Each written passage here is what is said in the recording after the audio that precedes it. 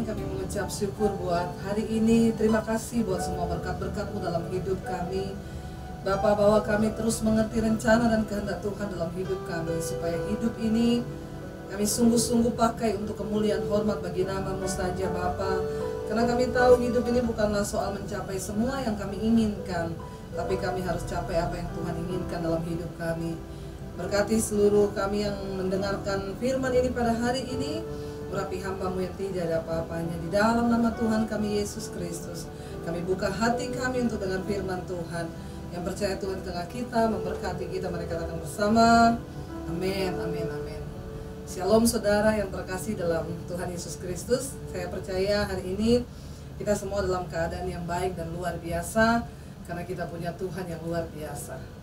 Apapun keadaan di hidup kita hari-hari ini, kita percaya bahwa Tuhan itu terus bekerja dalam segala sesuatu untuk mendatangkan kebaikan bagi hidup kita.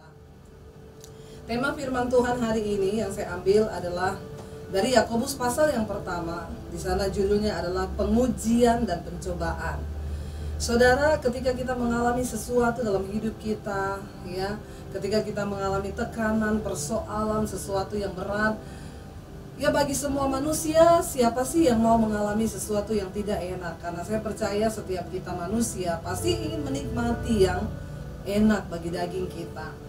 Tetapi Tuhan itu selalu bekerja dan Dia selalu tertarik untuk membentuk kita, karakter kita, hati kita.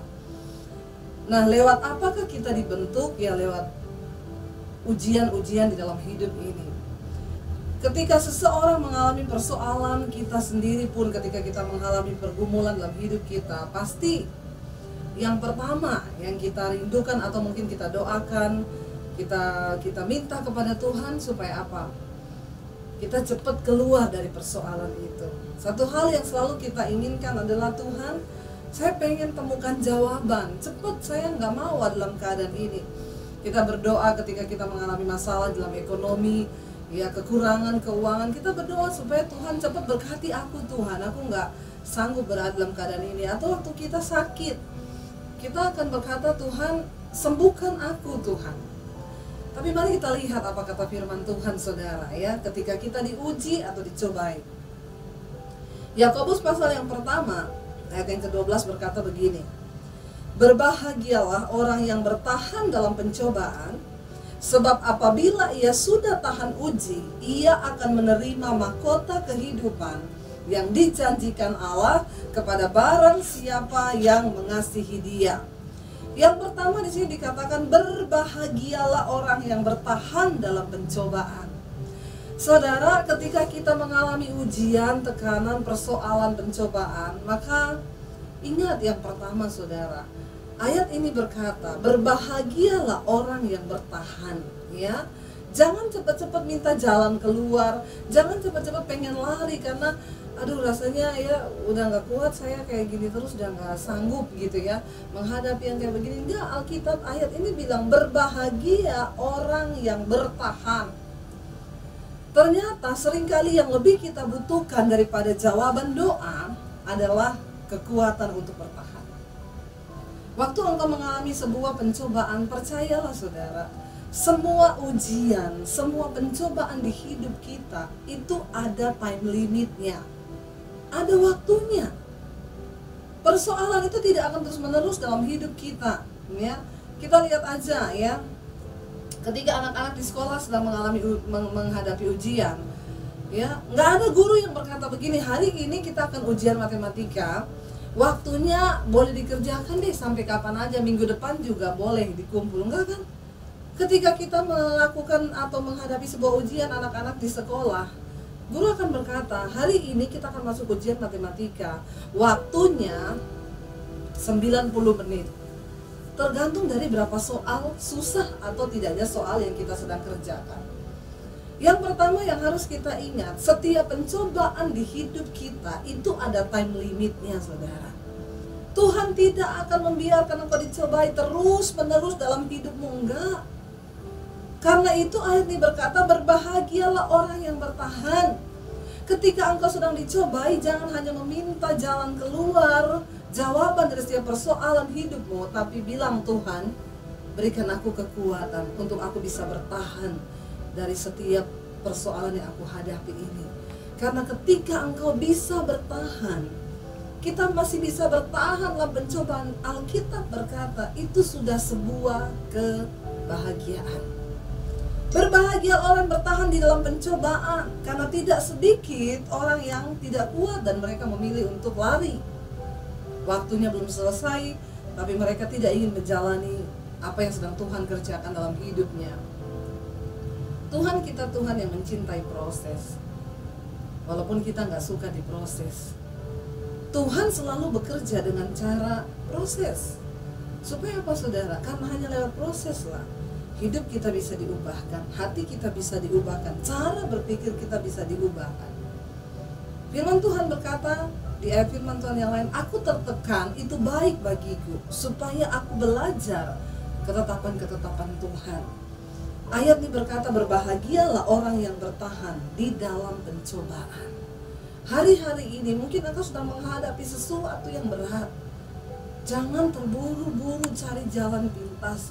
Jangan terus mendesak Tuhan untuk meminta jawaban atas setiap persoalan, tapi bilang, Tuhan, berikan aku pengertian supaya aku tahu apa rencana Tuhan di balik setiap proses yang aku alami ini. Dan berikan aku kekuatan untuk terus bertahan di dalamnya. Kenapa saudara? Karena satu hal yang saya melihat dari setiap proses yang kita alami dalam hidup kita, Tuhan lebih tertarik mengubah sikap hatimu daripada mengubah keadaanmu. Tuhan lebih tertarik mengubah sikap hati dan cara berpikir kita daripada dia sekedar mengubah keadaan kita. Saya ingat dulu ketika saya terima Yesus pertama kali, saya mendapat tantangan yang cukup berat dari pihak keluarga saya. Dan pada waktu itu, ya karena iman, karena percaya pada Kristus, akhirnya saya disuruh memilih antara Yesus atau keluarga.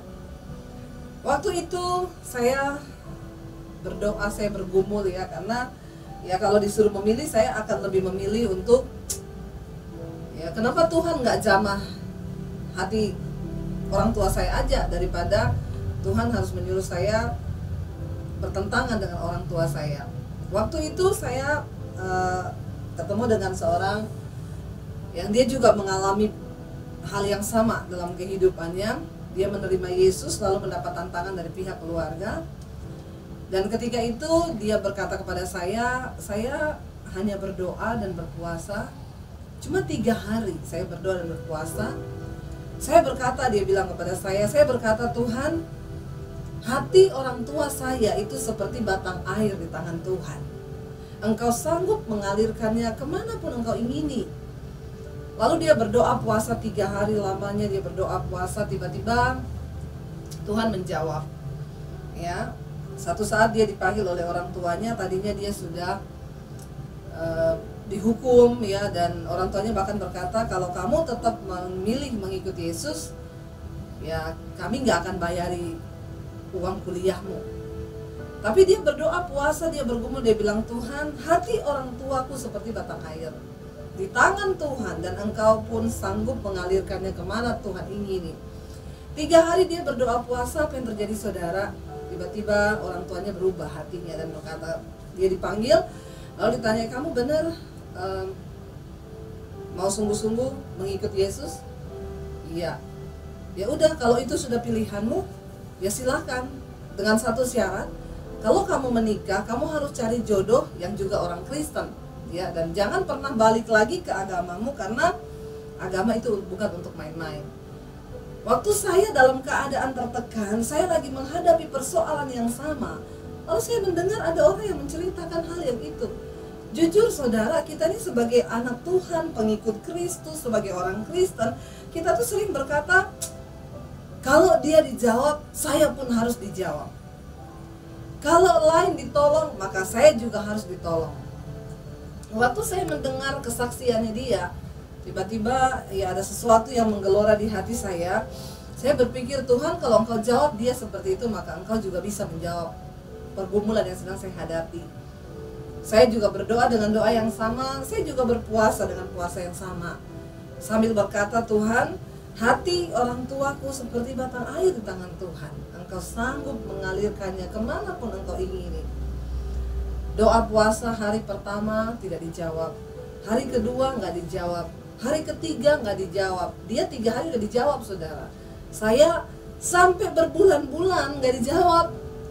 Tiba saatnya ketika Tuhan jawab, ya, saya dipanggil sama orang tua saya. Dan waktu itu papa saya bilang, "Yaudah, kamu benar mau ikut Yesus, mau percaya sama Yesus?" Saya bilang iya. "Kamu pilih antara Yesus atau keluarga. Kalau kamu mau menerima Yesus, ya kamu kehilangan keluarga, kamu pergi dari rumah ini dan jangan anggap kamu pernah punya keluarga. Bahkan kamu pergi dari rumah ini jangan bawa ijazah satupun. Saya mau lihat, ya, kamu bisa makan seperti apa. Tapi kalau kamu mau kembali, ya kami terima." Waktu saya mendapat jawaban itu, saya bertanya, "Tuhan, kenapa jawabannya berbeda? Sedangkan orang itu berdoa dengan doa yang sama, pergumulan yang sama, tapi Tuhan jawab, hati orang tuanya dijamah seperti yang dia minta di dalam doa. Tapi kenapa saya, Tuhan, gak jawab?" Ya, bahkan kalau mau dipikir, ya mungkin saya mengalami pergumulan yang lebih berat daripada dia. Persoalannya sama, persoalan masalahnya sama, saya lebih lama, saya lebih berat, tetapi kenapa jawabannya bisa berbeda? Saudara, ya, kita nggak bisa mengcopy paste jawaban doa orang lain untuk itu bisa terjadi dalam hidup kita. Kenapa? Karena Alkitab berkata Tuhan itu setia dan adil, dan karena itu dia tidak akan pernah membiarkan engkau dicobai melampaui batas kekuatanmu. Dan ketika engkau dicobai, dia akan memberikan kepadamu kekuatan dan jalan keluar. Saudara, cuman kita ini manusia. Ya, saya suka berkata begini, ya, Tuhan sama manusia itu kan beda tipis, ya. Tuhan Maha tahu, manusia sok tahu. Kita mereka-rekakan, oh harusnya begini, harusnya begini. Tapi kalau Tuhan tidak berkata seperti itu, akhirnya saya waktu itu berpikir, saya baru mengerti sekarang. Saya tinggalkan keluarga saya keluar dari rumah tahun 96, ya, dengan nggak tahu mau kemana, tidak ada pengharapan, rasanya masa depan di depan saya juga semuanya, saya nggak bawa ijazah, saudara. Kalau orang bilang, ya saya memulai hidup bukan dari titik nol, titik min. Tapi saya cuma percaya sama Tuhan. Saya terus berdoa dan berdoa minta Tuhan, berikan aku kekuatan untuk bertahan seberat apapun proses yang Kau izinkan terjadi. Satu yang saya minta, Tuhan, jangan biarkan aku keluar dari rencana Tuhan dalam hidupku. Kenapa, saudara? Karena kita semua percaya hanya rencana dan kehendak Tuhan yang akan membawa kita dalam kebahagiaan dalam hidup ini. Saya tetap bertahan di proses bertahun-tahun, ya, nggak punya keluarga, nggak punya rumah, nggak punya uang, nggak punya apa-apa. Saya cuma berkata, saya punya Tuhan yang hebat. Setiap hari saya berjalan dengan air mata, dan air mata. Tapi saudara, sebagian orang mungkin 1 tahun itu lama. Tapi bagi sebagian orang Tuhan melihat nggak cukup proses 1 tahun. Karena itu tadi yang saya bilang, seringkali Tuhan tidak tertarik mengubah keadaanmu, tetapi Dia lebih tertarik mengubah sikap hatimu terlebih dahulu. Ketika kita sudah mengerti rencana Tuhan, ketika cara berpikir kita sudah sesuai dengan apa yang Tuhan mau, barulah Dia bisa mengubah keadaan kita menjadi seperti yang Dia mau. Karena itu ayat ini bilang, berbahagialah orang yang bertahan dalam pencobaan, sebab apabila ia sudah tahan uji, ia akan menerima mahkota kehidupan yang dijanjikan Allah kepada barang siapa yang mengasihi Dia. Saudara, perhatikan yang kedua, ternyata Tuhan itu mau kita menjadi orang-orang yang tahan uji. Tahan uji itu berapa lama? Buat sebagian orang ya berbeda. Kekuatan saudara dengan kekuatan saya itu berbeda. Karena itu Alkitab berkata Tuhan setia dan adil. Dia tidak pernah mencobai kita melampaui batas kekuatan kita. Dia tahu batasan kita sampai di mana. Tapi satu hal yang Tuhan bilang, Dia ingin melihat kita anak-anaknya menjadi orang-orang yang tahan uji. Tahan uji, saudara. Dan waktunya itu kita bisa tahan uji, hanya kita dan Tuhan yang tahu. Kalau engkau diproses sudah sekian tahun tetapi engkau belum menjadi pribadi yang tahan uji, maka proses itu akan terus berlanjut. Bahkan mungkin akan datang proses-proses yang lain dalam hidupmu. Kita tidak punya lagi kesempatan untuk memilih hari ini. Tuhan mau supaya engkau menetapkan hati dan berkata, Tuhan, apapun yang aku alami hari ini, aku mau tetap percaya bahwa Tuhan tidak pernah meninggalkan aku dan bentuk aku sesuai dengan apa yang Tuhan mau. Satu hal yang aku inginkan, Tuhan, berikan aku kekuatan untuk bertahan di dalam kebenaran, untuk bertahan terus mengasihi Engkau apapun keadaanku, Tuhan. Aku mau tetap percaya Engkau tidak pernah meninggalkanku.